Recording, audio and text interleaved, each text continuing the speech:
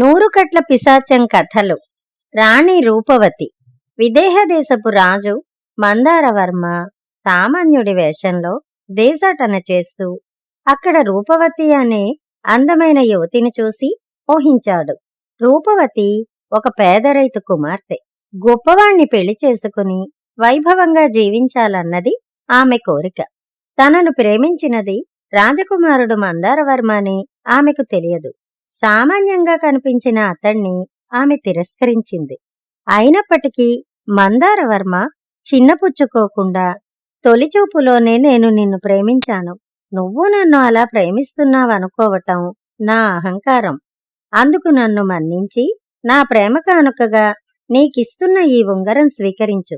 ఏదో ఒక రోజున నువ్వే నన్ను వెతుక్కుంటూ వస్తావన్న ఆశ నాకుంది. నీకోసం ఎదురు చూస్తాను అని ఒక ఉంగరం ఆమెకిచ్చి వెళ్ళిపోయాడు. రూపవతి ఆ ఉంగరం తీసుకుంది. ఇంటికి వెళ్లి తల్లికి జరిగింది చెప్పింది.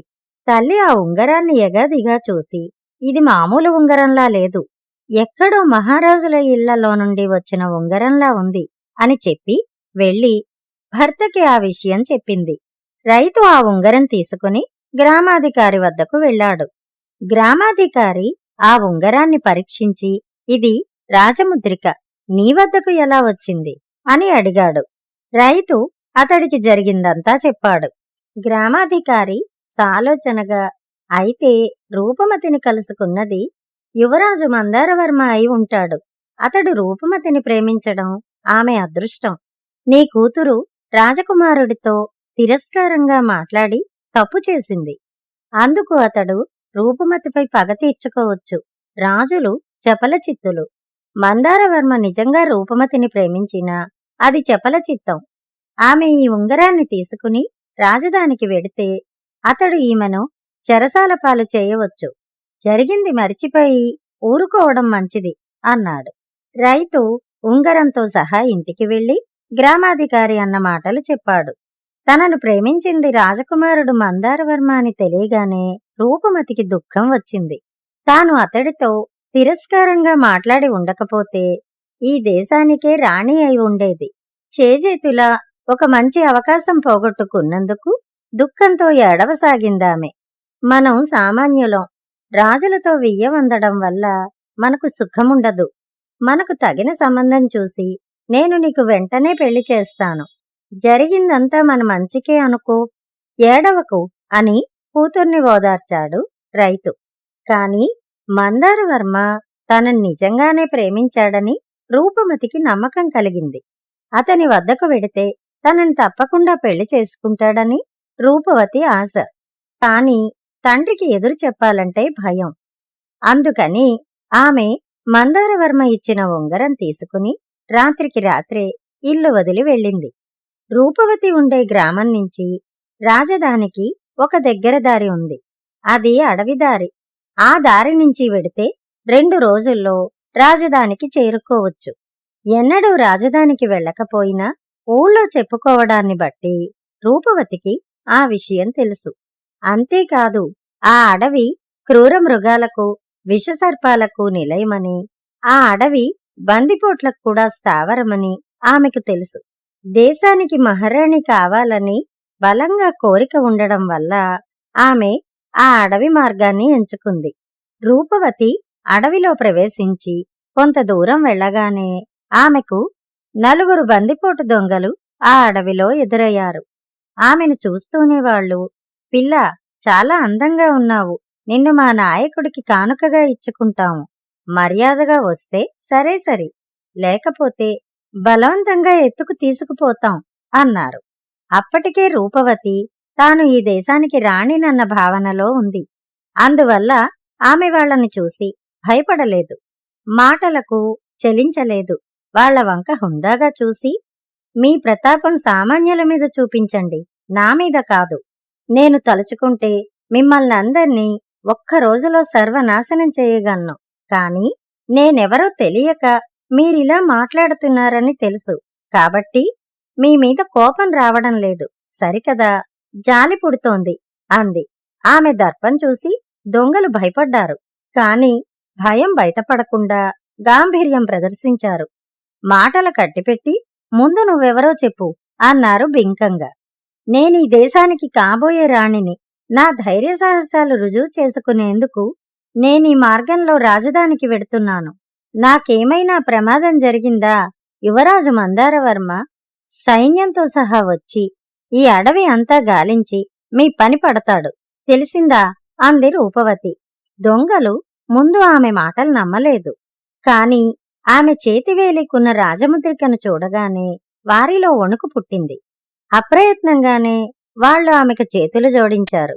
అప్పుడు ఒక దొంగ ఆమెతో, అమ్మా, దొంగతనం ప్రమాదకరమైన వృత్తి. ఏ దారి లేక పొట్టకూటి కోసం మేమీ వృత్తిని చేపట్టాము.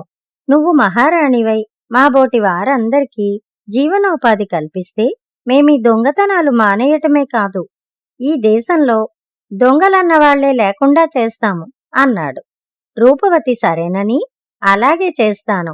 ముందు మీలో ఎవరో ఒకరు నాకు తోడుగా వచ్చి రాజధానిలో దిగబెట్టండి, మంచి బహుమతి ఇస్తాను అన్నది. ఒకరోజు మా స్థావరంలో విశ్రాంతి తీసుకుని వెళ్ళు, నీకు మార్గం సుగమమవుతుంది అన్నారు దొంగలు. రాజధానికి వెళ్లేలోగా మధ్యలో మజిలీలు చేయటం రూపవతికి ఇష్టం లేదు. అందుకని ఆమె వారి స్థావరానికి రానని చెప్పింది. అప్పుడామెకి ఒక దొంగ అగమ్యముని గురించి చెప్పాడు. ఆయన చాలా ఏళ్లుగా ఆ అడవిలోనే ఉంటూ రోజుకొక చోట తపస్సు చేసుకుంటున్నాడు. తపస్సు చేసుకునేటప్పుడు తన చుట్టూ 100 గజాల వలయాన్ని ఏర్పాటు చేసుకుంటాడు. ఆ వలయంలో ఎవరు ప్రవేశించినా తీవ్రంగా శపిస్తాడు. ఇప్పుడాయన రాజధానికి వెళ్లే దారిలో తపస్సు చేసుకుంటున్నాడు. ఆ వలయం దాటకుండా రాజధానికి వెళ్లడం సాధ్యం కాదు. ఒకరోజు ఆగితే ముని స్థలం మారి వేరొక చోటికి వెడతాడు. ఈ విషయం విని రూపవతి ఏమాత్రమూ భయపడకుండా నలుగురు నడిచే దారిలో ఒక ముని పెత్తనం ఏమిటి? కాబోయే మహారాణిని, నా ప్రజలకు ఇబ్బంది కలిగితే నేను సహించలేను. నన్ను ఆ వలయం దాకా తీసుకువెళ్ళండి, నేను ఆ మునికి బుద్ధి చెప్తాను అంది. దొంగలు ఆమెను సవినయంగా వలయం దాకా తీసుకుని వెళ్లారు. కాని తాము మాత్రం ఆ వలయంలో అడుగు పెట్టమని ఖచ్చితంగా చెప్పేశారు. అప్పుడు రూపవతి ముందడుగు వేసి ధైర్యంగా తానే వలయంలో అడుగు పెట్టబోయింది. వెంటనే, ఇది అగమ్య మహాముని మంత్రశక్తితో నిర్మించుకున్న వలయం, ఇందులో అడుగు పెట్టేవారు శాపానికి గురవుతారు అన్న మాటలు రూపవతికి చెవుల్లో పడ్డాయి. రూపవతి ఆశ్చర్యపడింది. అయినా తటపటాయించకుండా ఆ వలయంలో అడుగు పెట్టింది. అంతే, ఏదో అదృశ్య శక్తి ఆమెను లాక్కుపోయింది.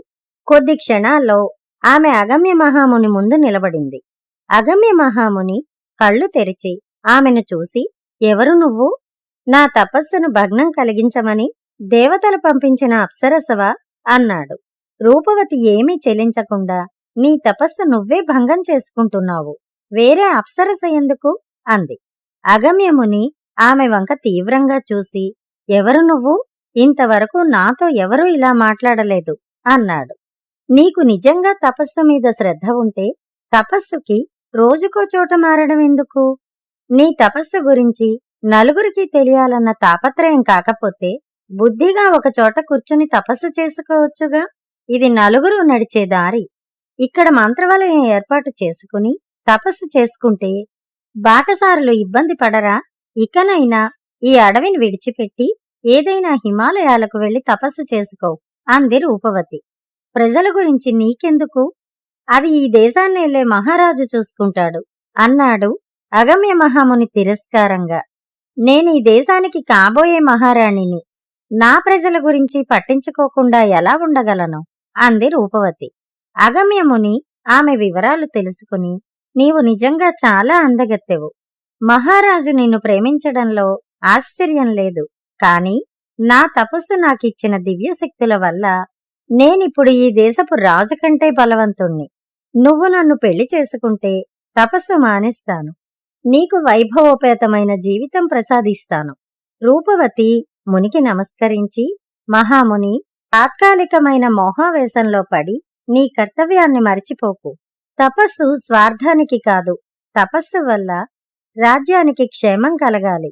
తపస్సు వల్ల ప్రజలకు క్షేమం కలగాలి, నీకు మోక్షం లభించాలి. నువ్విప్పుడు తపస్సు మాని నన్ను పెళ్లి చేసుకుని యువరాజును నాకు సేవకుడిగా మార్చితే నీకు తుచ్చ మాంత్రికుడికి తేడా ఏముంటుంది అంది వినయంగా. అగమ్యుడు ఆమె వంక పరిశీలనగా చూసి, అమ్మా, నీవు సామాన్యురాలివి కాదు. ఇంతవరకు ప్రతి ఒక్కరూ నాకు భయపడి తల వంచారే తప్ప నా తప్పు నాకు చెప్పలేదు. నీ కారణంగా నాలోని అహంకారం నశించింది. నీ ధైర్యానికి నిర్భయత్వానికి మెచ్చి వరమిస్తున్నాను. ఏం కావాలో కోరుకో అన్నాడు. రూపవతి క్షణం కూడా ఆలోచించలేదు.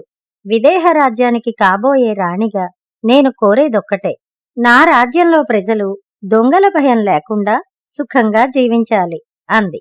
అగమ్య మహాముని ఆమెను దీవించి, నీవు కోరినట్టే జరుగుతుంది. కాబోయే మహారాణి శాసనాన్ని నేను మన్నించాలిగా. ఇక మీదట నా తపస్సు కారణంగా ప్రజలకిబ్బంది కలగనివ్వను. వెళ్ళు, నీకు శుభమవుతుంది అన్నాడు. అయితే ఈ రోజు నుంచి నీవు అగమ్యమునివి కాదు, సుగమ్యమునివి అంటూ అతనికి నమస్కరించి అక్కడ్నించి బయలుదేరింది రూపవతి. ఆమె దారిలో విశ్రాంతి తీసుకుంటూ రాజధానికి చేరుకునేసరికి పూర్తిగా 2 రోజులు పట్టింది. రూపవతి రాజధానిలో అడుగుపెట్టి ఎక్కడా ఆగకుండా తిన్నగా కోటద్వారం చేరుకుని అక్కడున్న కాపలా భటులకు తన చేతి వేలికున్న ఉంగరం చూపించింది. అది చూస్తూనే భటులు ఆమెకు వినయంగా వంగి నమస్కరించి లోపలకు దారి చూపించారు. రూపవతి లోపలకు వెళ్లకుండా, ఈ ఉంగరాన్ని మీ యువరాజుకు ఇచ్చి కోట ద్వారం వద్ద ఓ యువతి ఎదురు చూస్తున్నదని చెప్పండి అంది. యువరాజు మందారవర్మ దేశాటనం ముగించుకుని పంచకళ్యాణిపై ప్రయాణం చేసి అంతకు ఒకరోజు ముందే రాజధాని నగరం చేరుకున్నాడు. భటులు తెచ్చిన ఉంగరం చూస్తూనే అతను పరుగున కోటద్వారం చేరుకుని రూపవతిని చూసి, నీవిక్కడే ఎందుకు నిలబడ్డావు? ఈ ఉంగరాన్ని చూపితే నీవు కోరిన చోటికి ఎవరైనా రాజసత్కారాలతో కోరిన చోటికి చేర్చగలరు అన్నాడు. ఆ విషయం నాకు తెలుసు, కాని నేను నీ ఆహ్వానం మీద వచ్చిన దాన్ని. నీవే వచ్చి స్వయంగా లోపలికి తీసుకువెళ్ళాలి, అందుకే ఇక్కడ నిలబడ్డాను అంది రూపవతి. అప్పుడు నన్ను తిరస్కరించావు, ఇప్పుడు నన్ను వెతుక్కుంటూ వచ్చావంటే అందుకు కారణం నేను యువరాజునని తెలియడమా అన్నాడు మందారవర్మ.